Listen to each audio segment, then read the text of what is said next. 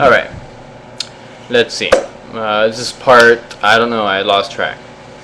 Alright, so continuing my last thought, once hyperinflation sits, or starts, they're going to let it sit. They're going to let it sit so that things get worse and more desperate, so that people get more desperate and their situation gets worse. They need this so that they can ensure that people basically scream out to get saved, to be saved, so that this is fixed.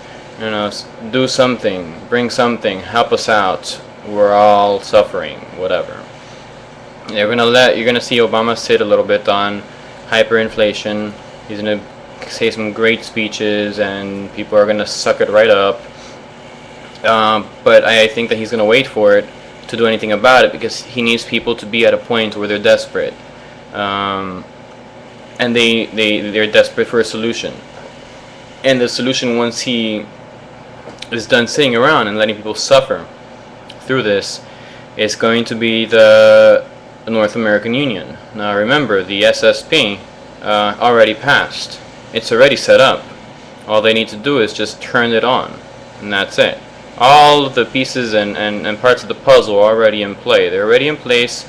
They're just now waiting for their timetable to follow through, and carefully monitoring the situation to make sure that every baby step that they make towards their ultimate goal is met successfully.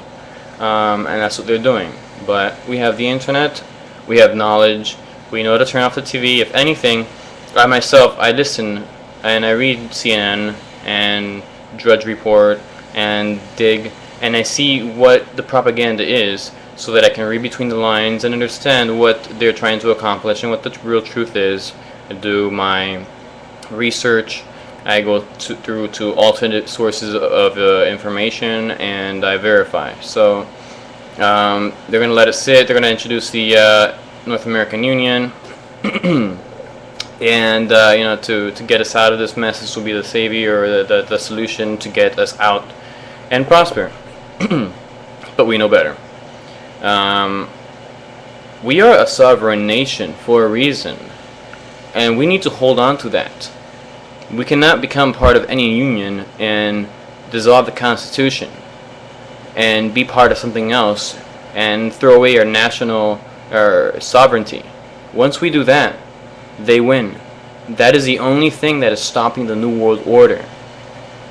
That is the only thing that is stopping the New World Order, is our national sovereignty and our Constitution.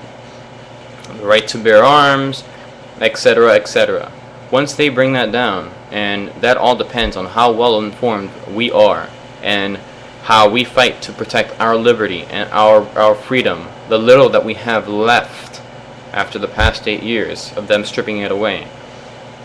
We cannot let them take that. We cannot let that happen.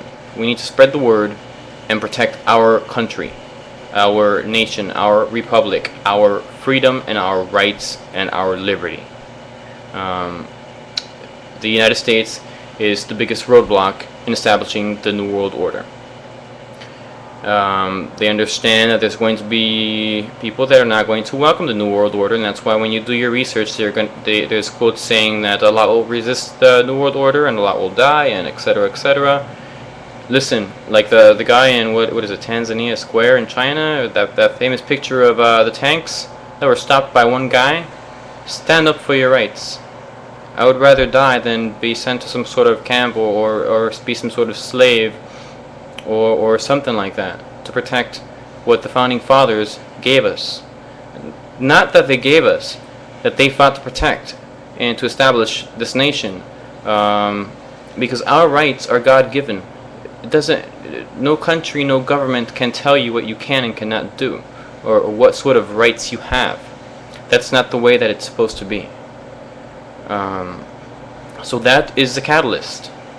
A lot of people have been saying that there's going to be some sort of false flag attack, a nuclear bomb. People are saying New York or Chicago, or even Miami. That's a possibility, but I think the catalyst, the false flag, is going to be the economy crashing, and how people handle that, and how desperate they get, and how scared they get, and how much government we cry and yell for, so that they can implement their next steps.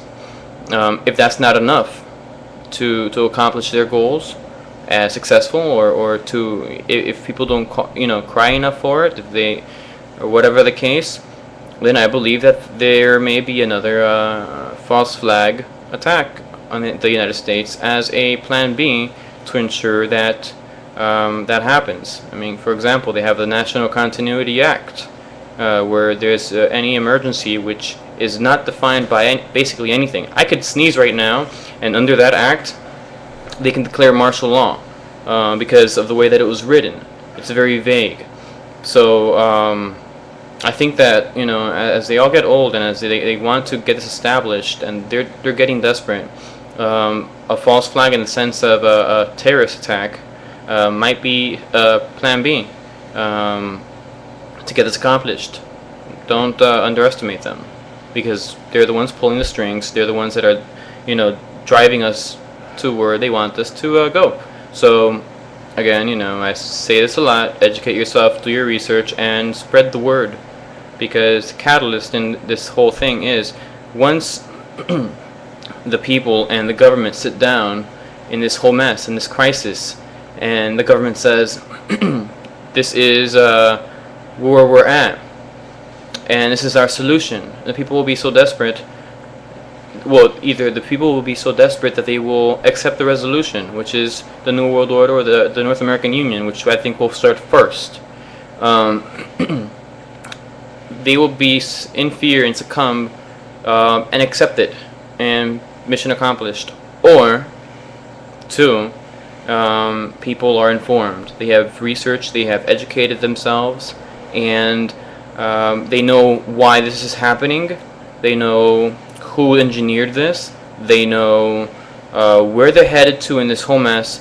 They know what's going on. They know their agenda. And a lot of us already know. But once that happens, once the government, we reach that point, it can tip either or. Either the people know and resist this North American Union and protect our liberty, our Constitution, our national sovereignty, the United States, from these crooks, these thieves, these etc., etc., etc., expletive. The tide could turn either way. And I think that is one of the major things that would decide of how successful the New World Order establishment would be. And again, they're very prepared. They already have many plans in act. I think they have different ways to push that forward. If that doesn't happen with the financial crisis that they're doing now, and all these calls all around the world for a new world order, which you can start going on news.google.com, search for New World Order. You're going to see a lot of, you're going to see some things that are junk, but you're going to see a lot of governments calling out for the New World Order. Yeah, let's see, what else? I think that's going to conclude this series. I mean, I know there's just so much that I want to touch base on, but I hope that you will subscribe to my channel and that we can engage in a healthy exchange of information and ideas and things that we should be doing to protect ourselves in terms of stocking up for food in the event that there is a food shortage or hyperinflation, or both, probably both. Also buying plenty weapons, plenty of ammo in the event that happens, and you need to protect yourself and your property from rising crime, which is already happening right now. Don't be ignorant of the facts. Sounds horrible. Truth hurts, but it's happening now. Be prepared. Don't be sorry, because 6 to 9 months down the road is when we're going to be in the hole.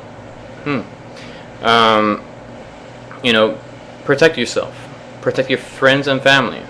You can try. People are not all going to listen, and people are, some people are going to resist and reject it because of their own little status quo and their little bubble, and they're going to try. People don't want to think about this because they're scared, and the government depends on that. That's why there's this whole thing of fear here, and I'm going to have to conclude this one and finish my ending thoughts in the next video.